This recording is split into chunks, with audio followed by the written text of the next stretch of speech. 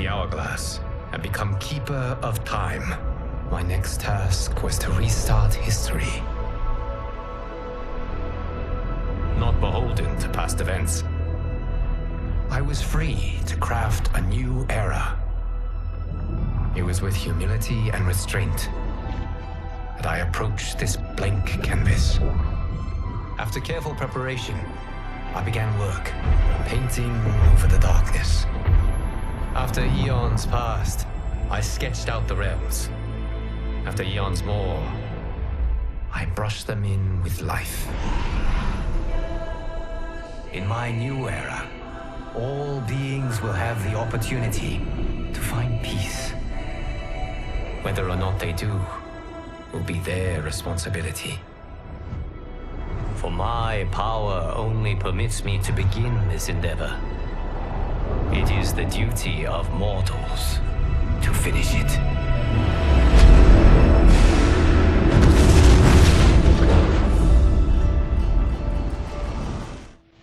I couldn't believe that Liu Kang welcomed me in Earthrealm, or that he thought me worthy to study with his Shaolin masters. After a lifetime of wishing for one, I finally had a home. But my joy was tempered as I thought about Serena. My shadow sister was still under Quan Chi's yoke, and she deserved a life free of him as much, if not more, than I. Quan Chi and my other sisters proved tenacious, but they were no match for my blade. I snatched Serena from them. Then Liu Kang helped me break Quan Chi's spell. Her mind free of his influence for the first time in years, Serena chose to join me in Earthrealm. My sister and I once again fight side by side. Only now we do so for Earthrealm. Together, we have formed the Order of Light. As the darkness enveloped me, I took a long last look at my family. I did not expect to see them again until their souls joined mine in the living forest. But miraculously, my beloved husband delivered me from oblivion. Though he couldn't save my body, Jared had preserved my soul. Like him and countless others, I am now a part of Ermac. Yet ours is not a peaceful repose. The collected souls within Ermac have their own needs and agendas. Before we can speak as one, we must first reach consensus. I had thought, as the former rulers of Outworld, I and Jared would hold sway. But here we are, two souls among many thousands, fighting for the right to be heard. And if there is one thing we do well together, it is fight. We will win the right to govern Ermac as we once had governed Outworld. And we will rule for the benefit of all.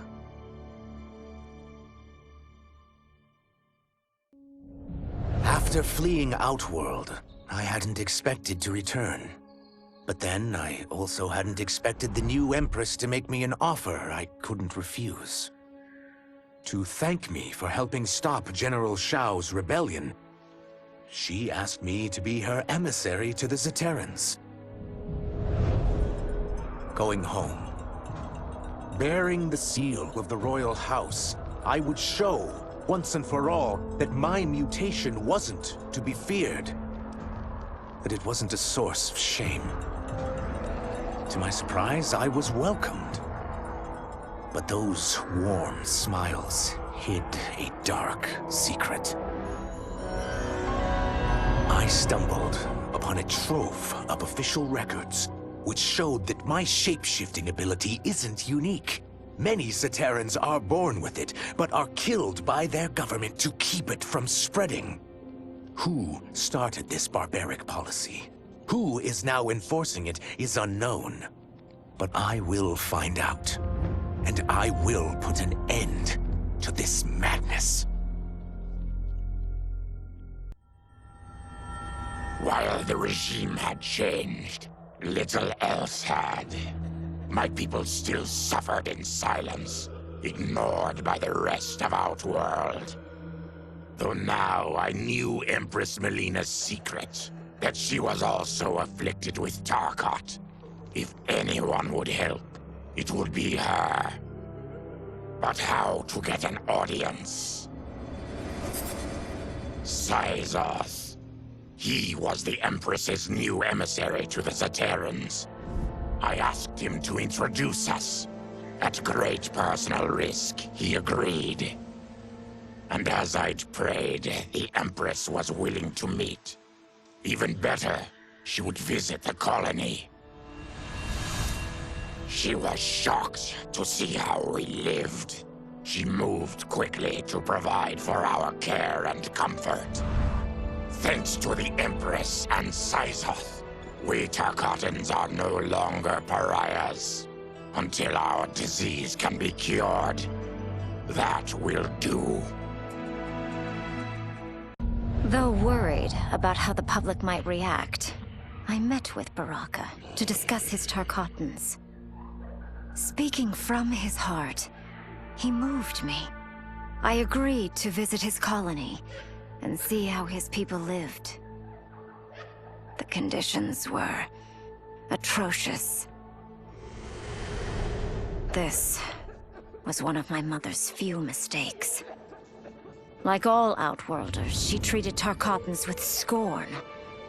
What they deserved from us was compassion. And the only way to get it for them was to reveal my affliction. To show all my subjects that even an Empress could get Tarkat. The scandal my revelation caused was intense. But with the help of Kitana and Tanya, I emerged from it a stronger Empress than ever. My honesty, empathy, and resolve won over my remaining doubters.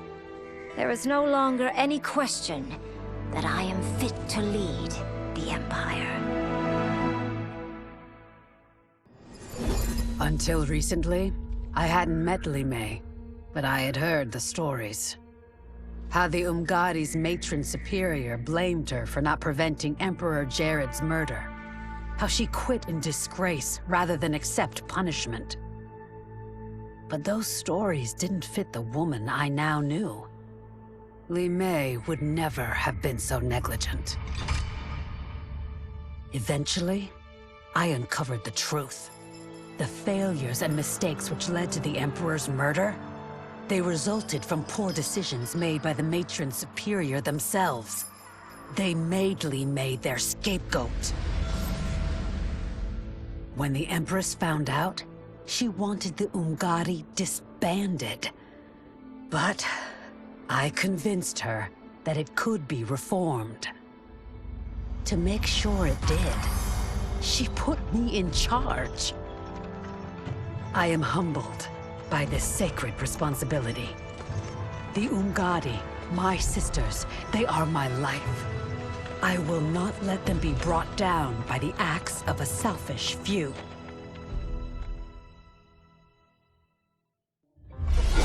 As her reign began, Empress Mileena faced many challenges.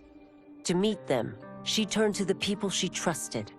Her sister to lead her army, and me to lead her Imperial Police.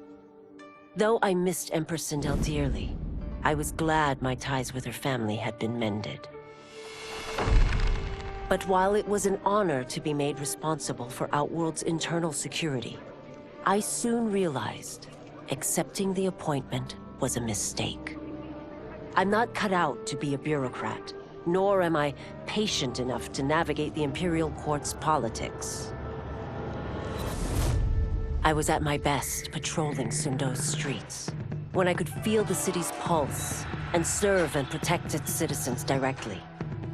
That's why I resigned my post and resumed my role as Sundo's first constable. I end each day knowing I've made a difference. After escaping Leichin prison, I was hounded by the Imperial Police. I needed a place to hide, and to recuperate, while I plotted the best way forward. I knew the remote canton of my youth would be perfect. To escape capture, I traveled by sea. Little did I know that a gargantuan storm was brewing. My tiny craft was smashed apart. I closed my eyes, waiting to drown, hoping that the Netherrealm wouldn't claim my soul. But when I reopened them, I found myself not in hell, but on a deserted island. From its ruins, I could tell that great sorcerers had once lived there.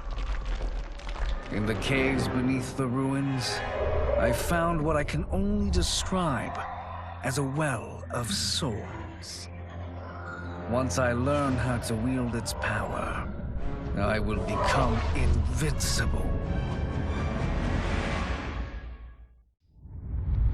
Desperate to avoid defeat, Titan Shang Tsung had stolen me from my timeline to set me against Liu Kang. He assumed a Viltrumite would shift combat in his favor. Shang Tsung was right, of course, but he was blinded by ambition and failed to consider that my only true loyalty is to the Viltrum Empire. In my home timeline, my mission to pacify Earth for Viltrum had been left incomplete. I thought I could redeem myself by delivering this new timeline. New realms, new species, all ours for the taking. For a few years, annexing realms satisfied the Empire's hunger for conquest. But my people have excellent memory. I knew sooner or later we would return to our own timeline, to Earth, to finish my original mission. I only hope my son has had time enough to prepare.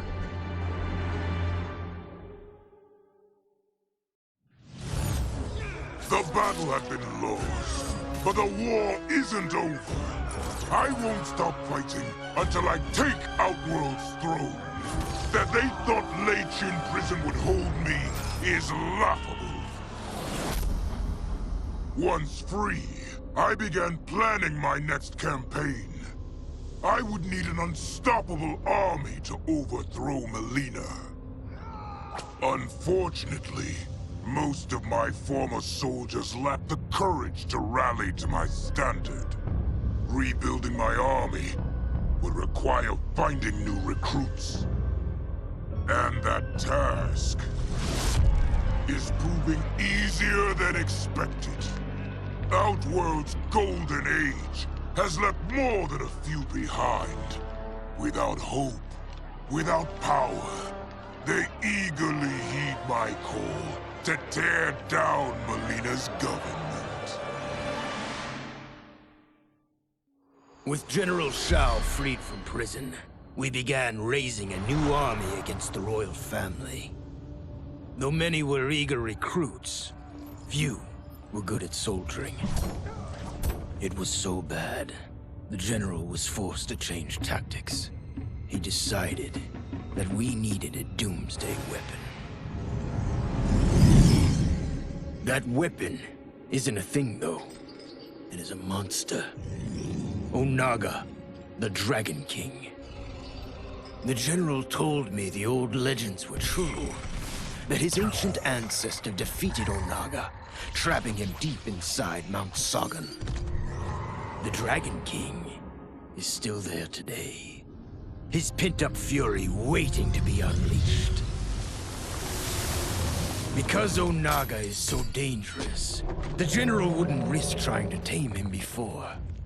But now, he feels we have no choice. Though I likely won't survive, I accept this mission gladly. I can think of no greater honor than to give my life in the general's service. General Shao's revolt left Outworld's armies in tatters. We were vulnerable to enemies both foreign and domestic. That's why my sister asked me to take command. To stitch her military back together and purge Shao's loyalists within it. She trusted only me with the task. The soldiers, however, had little faith. They thought me a spoiled dilettante, unprepared and unfit to serve. That I could fight mattered little. All that mattered was that I wasn't one of them. I finally earned their loyalty by orchestrating an epic victory over Shao and his rebels. Though the general himself escaped, his forces were smashed. For as long as I am able, I will lead the Empress's armies in defense of Outworld. Through strength, we will achieve peace.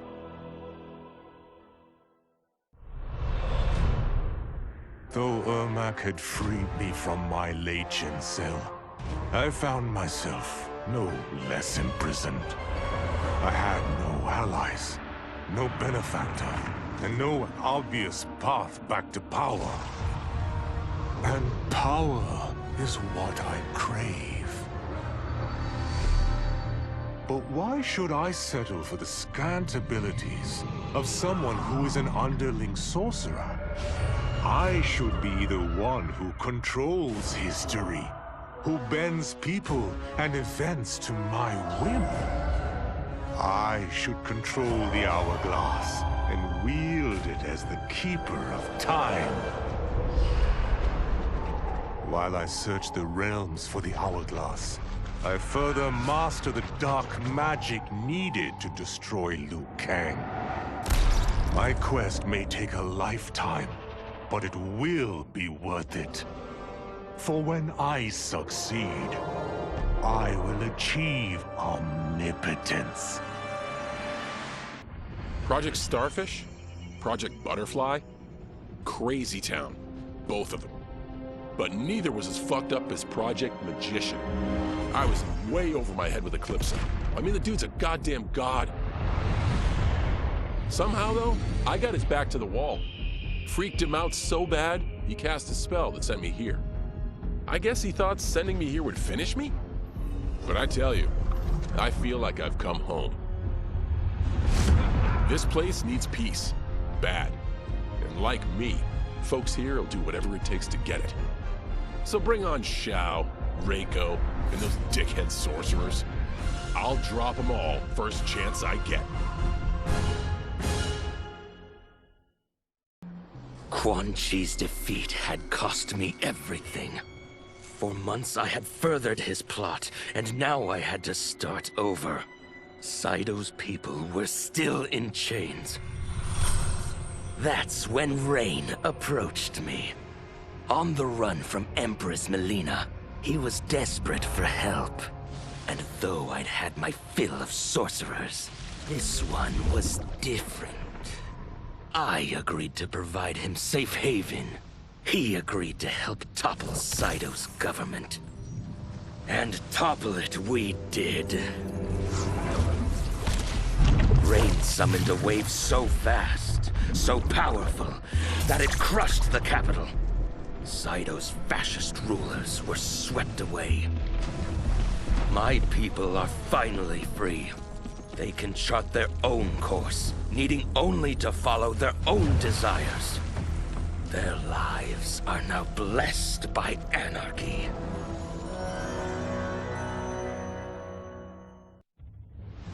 To elude capture by Empress Mileena, I joined Havik's crusade in Saido. There, I summoned more magic than I thought possible, and drowned out the old regime. Havik's longed-for anarchy had been achieved. He was more than satisfied. But I was left empty and broken. Had I been satisfied as Outworld's High Mage, not let myself be tempted by Shang Tsung, a great city would not now lay in ruins. I've caused devastation, ended thousands of lives, all because of my blind ambition. I've betrayed my oath, my sovereign, and my realm. These high crimes merit punishment, and I'll accept whatever the Empress gives me. My only ambition now is to one day be forgiven. Quan Chi's plot collapsed. Along with it, my plan to secure new beings to feed my starving people. Because I'd advocated for partnering with him, I was held responsible. If I didn't seize for Viternus' new feeding grounds, the Coven would banish me. But then, I had a revelation. I didn't need to conquer realms to feed my people. I simply needed to capture enough beings to breed them. Once they multiply, Viternus will have a limitless, renewable source of food. And I only need a few thousand to start. A number so small compared to the billions in the realms that no one will notice as people go missing. But it will be more than enough to establish our breeding stock and feed a ravenous Viternus.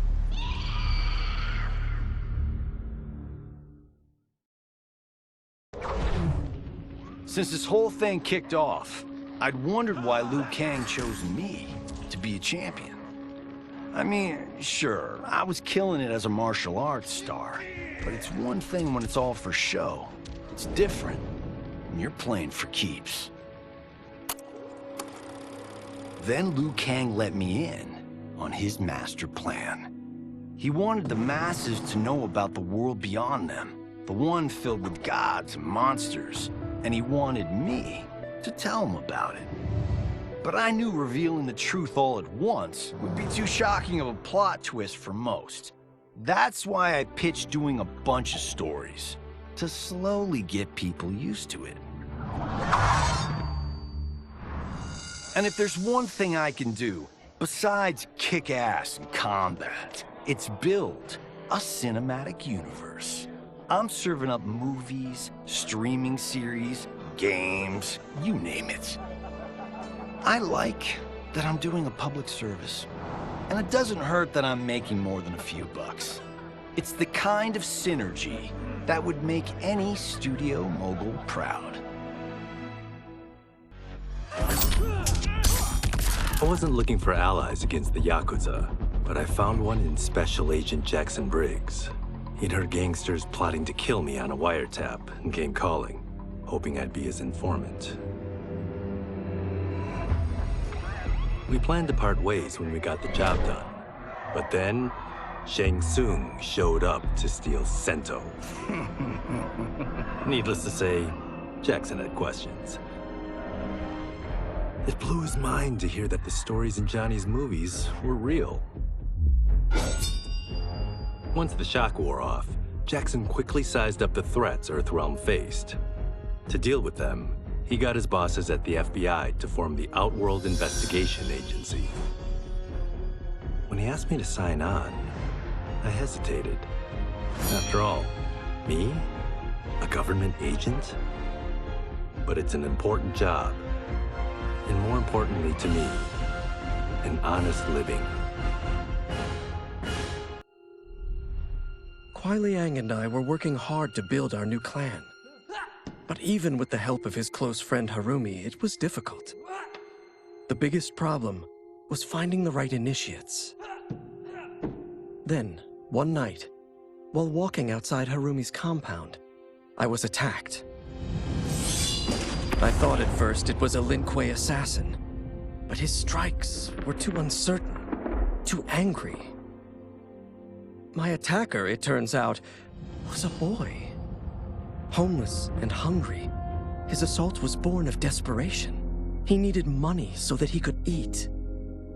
It was like looking at myself 15 years ago. I would have ended up just like him if the Lin Kuei hadn't taken me in. So I took the boy to Kuai Liang, who also appreciated his fire. We made him our first initiate. The boy's name? Hanzo Hasashi.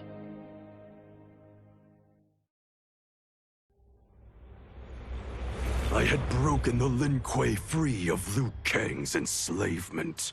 We were now masters of our destiny, and could take our place among Earthrealm's great nations. But taking and holding territory would require a vast army. I needed more fighters to make our presence felt. Then I recalled Shang Tsung's dragon warriors. An army of them would be unstoppable. But trafficking in such strong magic would surely draw Liu Kang's attention. Sector advised that we avoid detection by building our army using science, not sorcery. We've invested much into this endeavor, and we are beginning to see results. Once again proving the depths of Sector's genius. When we are done, all of Earthrealm will honor our desires and heed our demands. If not, they will face the Lin Kuei's wrath. No sooner had Titan Shang Tsung been defeated than Bi-Han and his loyalists hunted us down. Outnumbered, we fled to Japan. There, we sought refuge from an old family friend. As children, we played together. But Harumi Shirai was a woman now, the head of her clan. Her strength, beauty, and intellect awed me. Also incensed by Bi-Han's betrayal, Harumi agreed to help me forge a new clan, one that would stand against him and defend Earthrealm. Her aid proved invaluable, and as time went on, we grew closer. To honor Harumi and pay respects to my new bride, I named the clan after her, calling it the Shirai Ryu. Now the battle against my brother begins in earnest. The Shirai Ryu won't rest until Bi-Han is defeated and the Lin Kuei's honor restored. It was inevitable that the Shaolin Masters had me join them. They knew just how much future initiates could learn from me. Shujinko was one of my earliest. His ability to absorb anyone's powers and skills was amazing. With the right training, he could become our greatest champion. I knew that I alone could give it to him. But as his proficiency grew, so did his ego. In love with himself and his power, Shujinko became a threat to the realms. He hadn't learned humility, because I wasn't the one who could teach it. I should have listened to Raiden's warning and not tried to train Shujinko alone. After he was subdued, Shujinko's accumulated abilities and memories were taken from him. He is once again a new initiate, ready to begin his training. This time, Raiden and I train Shujinko together. He will become the champion he is destined to be. And I will fulfill my duties, humbly and cooperatively. Were it not for my godly counterpart, I would not have survived the battle against Titan Shang Tsung. Meeting him, though, raised questions. Why did I replace him in this new era? Why was I made mortal?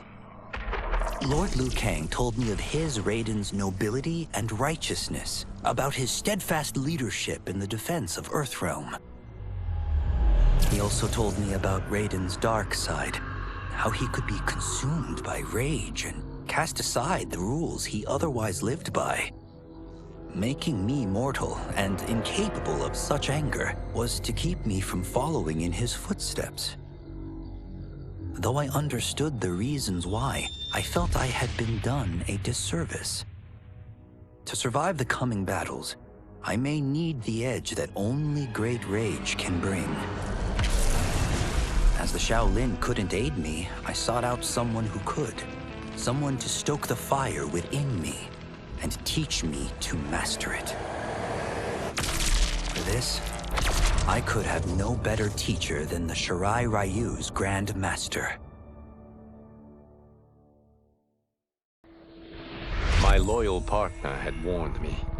Reclaiming my power as Keeper of Time might have unforeseen consequences. In this, as in most things, he proved prescient. The process I had undergone did irreparable harm to my body. Taking back my power had cost me my immortality. While my lifespan would still stretch across eons, I would one day perish.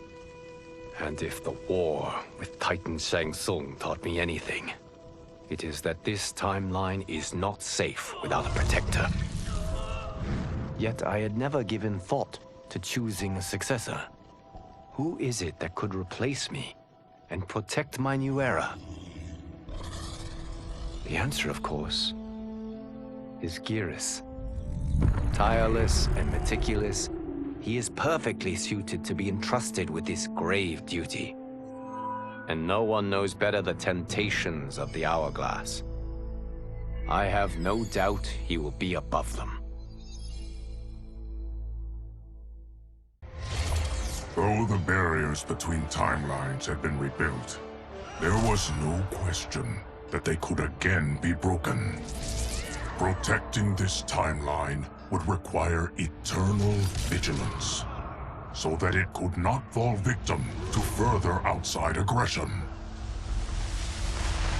But nothing in my countless lifetimes had prepared me for this task. In none of them had multiple timelines ever coexisted. Monitoring them for threats was an entirely novel problem. It would require a novel solution.